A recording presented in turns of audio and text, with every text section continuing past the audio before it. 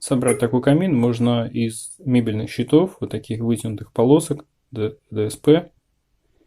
Ну, он длиной 2 метра 70 сантиметров, надо посчитать, сколько там нужно. Берем обычную ножовку, вот такую вот.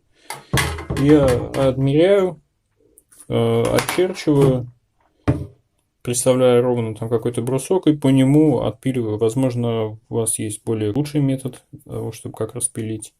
Торцы обрабатываем вот такой вот кромочной лентой, дешевая, она недорогая. Чтобы приклеить кромочную ленту, надо просто ее приложить и утюжком пройтись, и она сама прилипает. Короче говоря, потом по краям ножичком аккуратно срезаем. И наждачной бумагой просто фасочки подчищаем, чтобы было гладенько. Склеиваем вот таким вот клеем. Но для прочности у первых деталей можно сделать так, что просверлить с торца 3-4 дырочки и дешевые там палочки, такие шпажки вставить на клей. И здесь тоже просверлить дырки и вставить. Тогда они будут более плотно держаться, чтобы с чего-то начать. А потом уже склеиваем все остальное, как бутерброд. То есть подклеиваем там. Следующие детали сейчас покажу, как это будет. Ну, предварительно, когда здесь склеиваем этот шов, бумажку можно подложить, чтобы он там к столу не приклеился. Получается вот такая вот деталь. Ну а дальше уже подклеиваем нижнюю часть, которая там вот уже будет следующая. Берем вот такую вот пластинку от старого монитора. В старом мониторе также были вот такие фильтры, отражатель, белая пленочка. И вставляем все это вот сюда, как раз вот в это. Я вот делал всю вот эту рамку, делал исходя из размеров вот этого вот пластика. Берем обычный вот такой черный поролон. В нем проделываем отверстие и вставляем туда вот такую 12-вольтовую светодиодную ленту красную. Получается такой эффект угольков.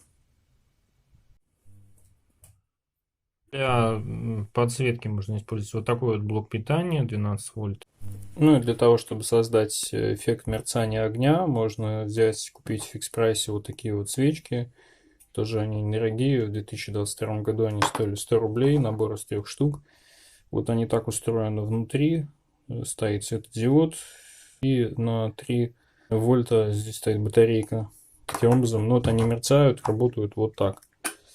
Вот, их можно использовать, чтобы создавать эффект огня. В обычной зарядке для телефона, которая рассчитана на 5 вольт, надо ее разобрать и заменить там стабилизатор, купить в радиодеталях стабилизатор на 2,7 вольта и заменить тот, который стоит в обычной зарядке. Таким образом мы получим напряжение 3 вольта.